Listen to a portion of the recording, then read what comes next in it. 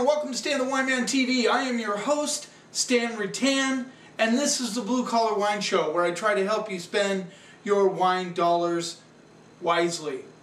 And you can see, we're going to do a blind tasting, and we're going to blind taste 4 Syrah.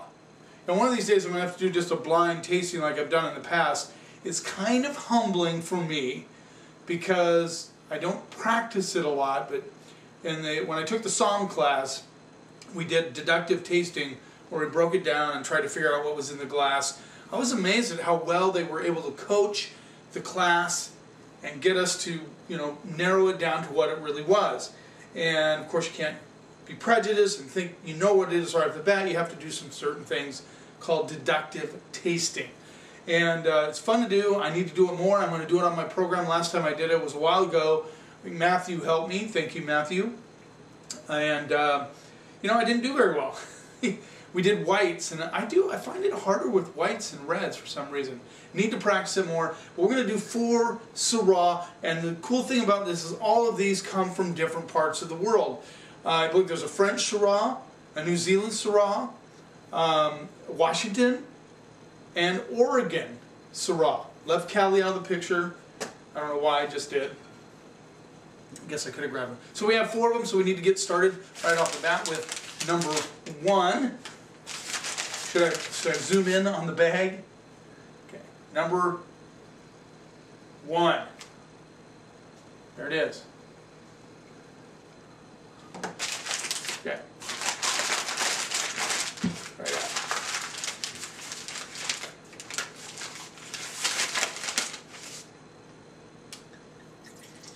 Rinse. Cool thing about doing all the same varietals, we probably, well, I'll rinse them out. You don't necessarily need to rinse every glass.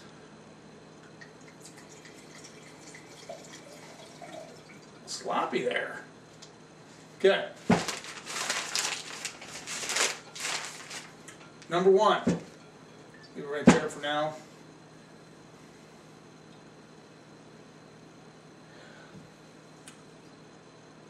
A lot of red fruit on the nose. I'm getting a lot of, a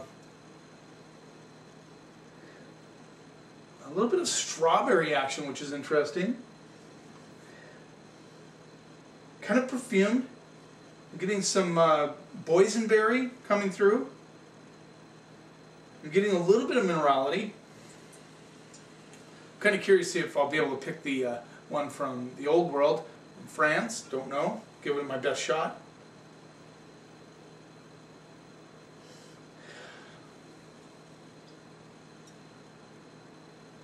There's an interesting little candied element. I'm trying to put my finger on it.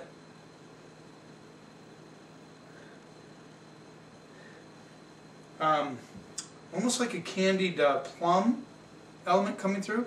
Let's see what we get on the palate.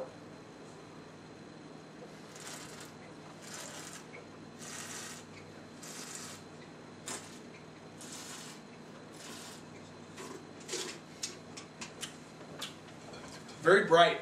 Excuse me, I forgot to turn on my mic. Just realized that. There we go. Got the new shotgun mic. I think the sound quality is a lot better. You might even notice that between just that brief period. Anyway, really bright, kind of juicy red fruit on this one.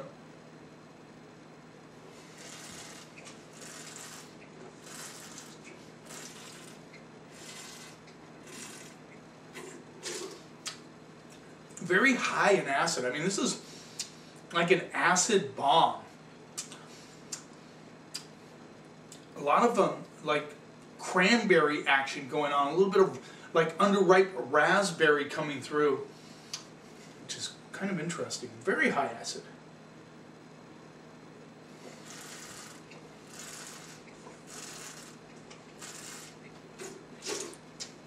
I'm not so sure I like it. I think it's a little bit off balance with that acid, high acid content.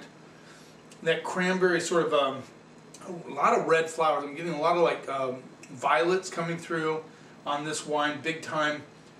But the cranberry sort of underripe cherry, underripe raspberry element coming through.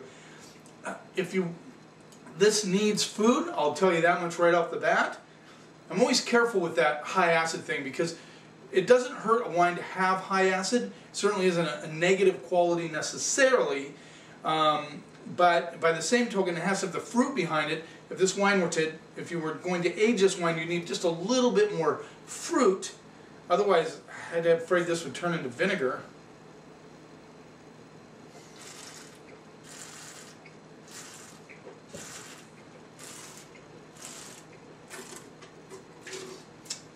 Just a tiny bit of a little bit of that bacon fat coming through on the end. Not excited about this one at all. I just had, the acid is so intense, but at the same, the red fruits, I don't want to be too hard on it. Just not sure about this wine. A little minerality coming through. I get a little tar action. Okay.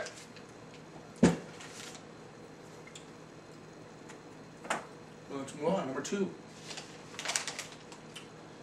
Number two.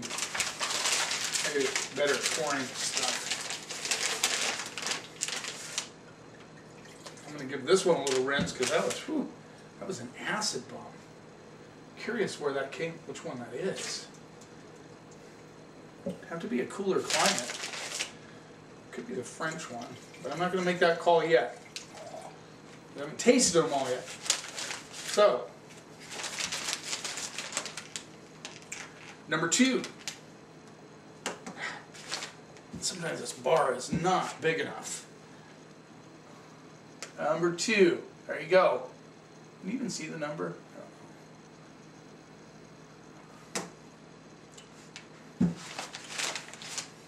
So that was really high acid.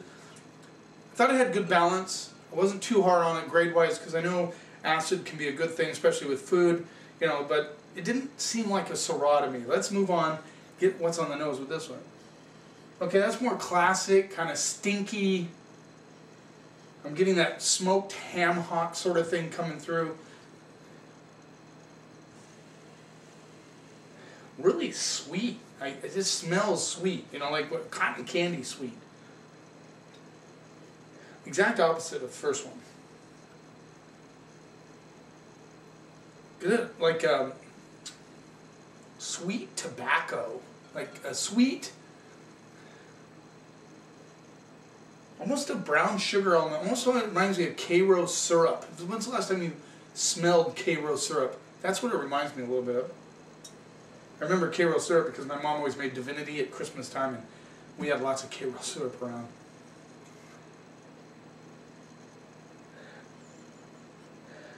Yeah, real kind of Cairo syrup, cotton candy sort of smell coming through. Sweet tobacco, like currant soaked tobacco.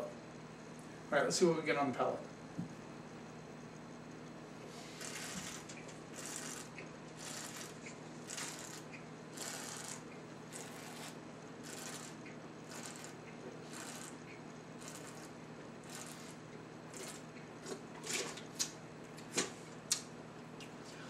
This one has a fair amount of acid too, but it has a fruit to back that up. A little bit of a pepperiness on the backside. What a tale of two wines. I mean, the nose, I thought I was going to get this big plump, plush Syrah. Instead, I get this like red plums. Again, a little bit of that sweetness is coming through on the backside, right at the back end, on the roof of my mouth, but hardly what you would expect based on the nose, which is always kind of curious to me. That's what I love about wine. You can never judge it by the nose. But nice, I get like red plums meets red currants meets a little bit of black currants. They're kind of intertwined. I think the black currants come through on the end, giving you a little bit of that kind of cotton candy raisin thing going on.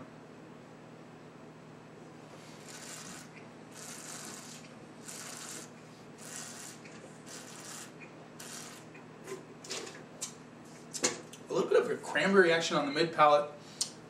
Much more fruit to back the acid. I like this one a lot better. Still not what I'm used to with Syrah. I wonder if my palate's kind of weird today. I don't know. Yeah. Okay. There we go. Almost threw that in the bucket. All right, let's move on. Number 3.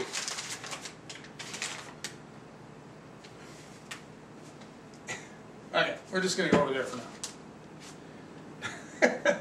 This is hard to do on this bar sometimes. Number 3.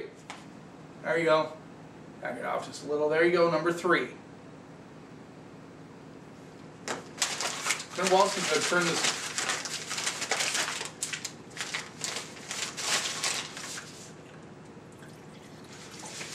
Rinse.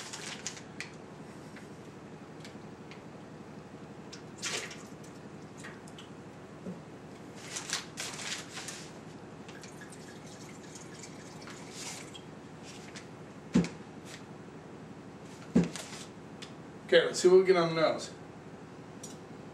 Okay, this has a little petrol action, which is kind of curious. It smells a little bit like rubber boot and diesel. Rubber boot and diesel with a little bacon on the back end. Getting a little licorice, which I like. Kind of dusty. There's a dusty component coming through, which is kind of curious. Definitely currants. Definitely getting currants. And maybe a little bit of boysenberry.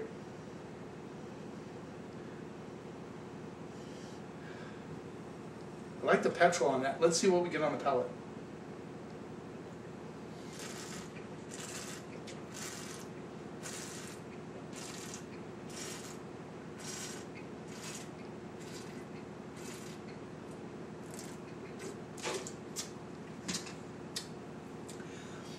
A lot of white pepper on the finish on that one. You know, nice balance on this wine. You get that fruit. It has good acid again, like the other 3, which is I've never gotten. It seemed like it's kind of weird to get that much acidity on Syrah. Has an interesting kind of, I wouldn't call it funky, totally funky, but there's this funkified action in the mid palate, which is kind of curious. A lot of red, get a lot of red flowers on this. I'm getting a little bit of that smoked bacon sort of thing coming through. The currants kind of hang on.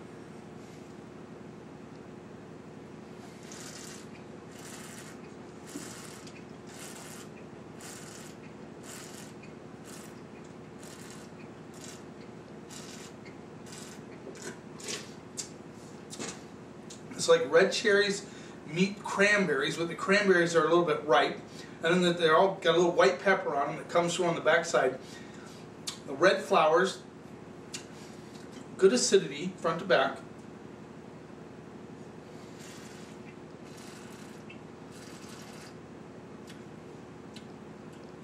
And that rubber boot action comes through right at the end of the mid palate, right on the back side of the finish when you swallow it. So, curious wine, really curious wine. I'm a big Syrah fan. I love Syrah. I especially love Washington Syrah. And right now, I'm just kind of surprised. None of these actually have what I normally would get from a Syrah. Like the first one, obviously seems to me to be a cooler climate. Second one, maybe a little bit warmer.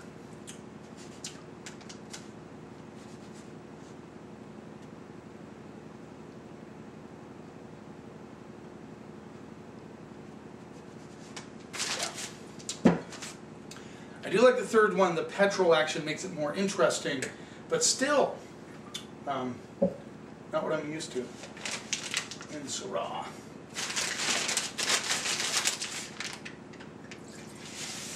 Rinse, good color on that one.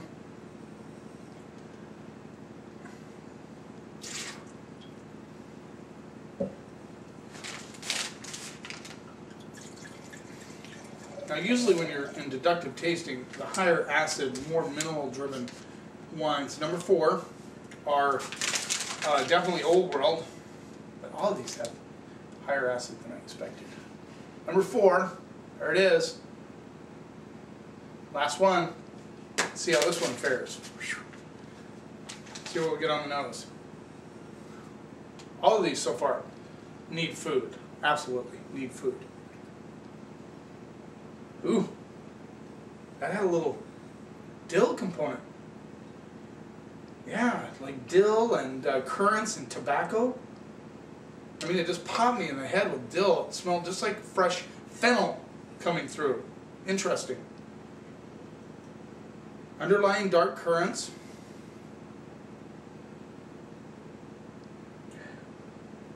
A little bit of a licorice component coming through.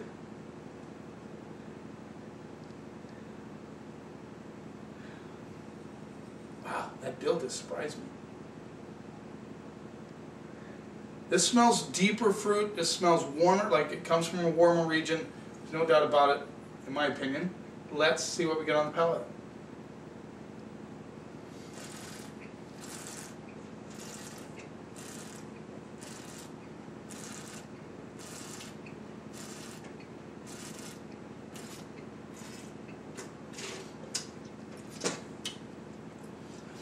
This is more what I'm used to with Syrah. It's got that kind of tarry element. It's got the currants. Get a little bit of boysenberry coming through. A little bit of red cherries, like little underripe red cherries coming through. There's definitely tobacco component. And the dill just barely on the back end.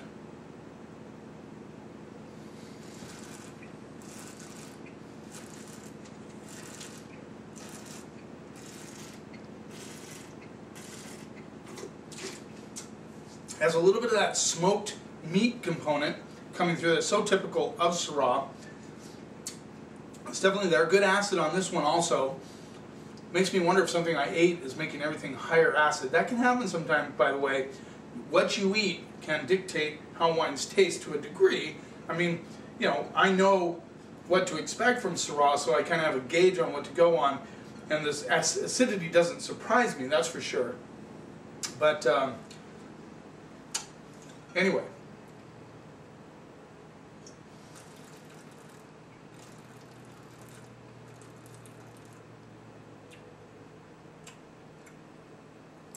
I like that Syrah a lot. I think this is more the direction I would guess Syrah to go. I know one of these is Old World, so I'm going to have to try and figure out which one that one is. And I know one is Washington, and none of these, to me, have a Washington Syrah characteristic that I'm so used to. But, that being said, let's see, let's get this one. Okay. There's Bella. She's making herself known. Okay, so now we're going to put them in the order in which they came in last place.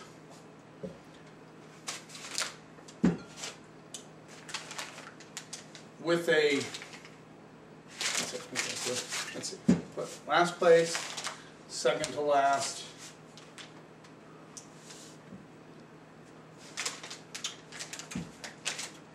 Okay. So in last place, out of the four, is number 1. Okay, I gave it a C. I thought it was the acid was too strong for the fruit.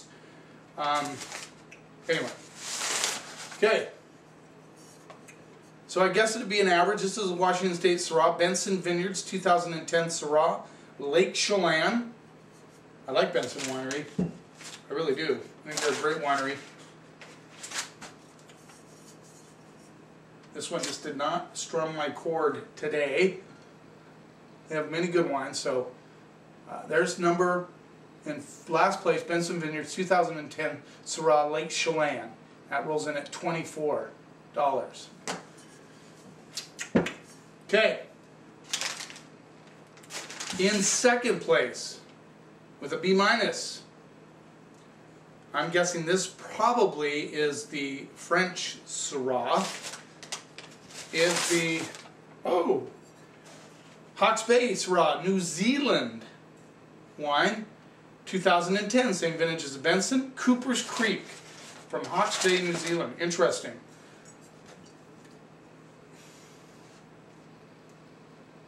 There you go.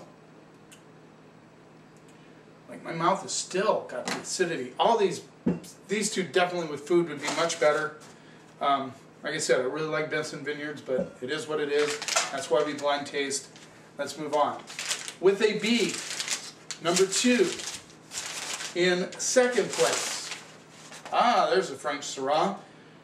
Imported by Kermit Lynch. Syrah Fari Domaine Fare, or Furry. Syrah. And this is from the Collines Rodaninis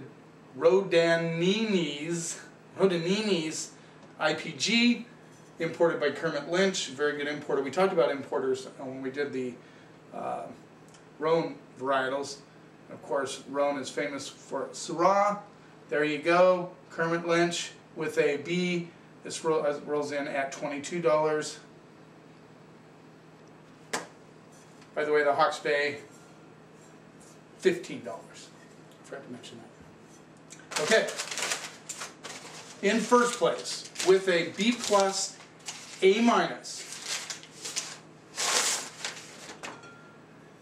Quaddy North, Syrah 2012, great vintage, by the way. This is in Rogue Valley, Southern Oregon, Quaddy North. And interesting, 12 was such a good vintage for Washington and Oregon. This rolls in at $25. I thought it was a very good Syrah, very typical of the Syrah fruit that you would expect in the New World. There you go. Cool. Quaddy North did it. Kermit Lynch came in second. They were all good. They just, you know, for different reasons, got what they got. That's what blind tasting is all about. So I hope you're having fun watching these videos. I'm having fun doing them. Hoping you're learning something. I hope after the last episode you guys are actually thinking about decanting your wines. If they're younger and bigger wines, make sure you decant them. And hope you enjoyed this episode. Thanks for watching. And remember, wine is not a mystery. It is just fermented grape juice. Drink it. Enjoy it. Be willing to try new things. Now, don't get stuck on the same thing. But never ever let anybody tell you what you should or shouldn't like. And if you do that, together, we can take the snob out of wine.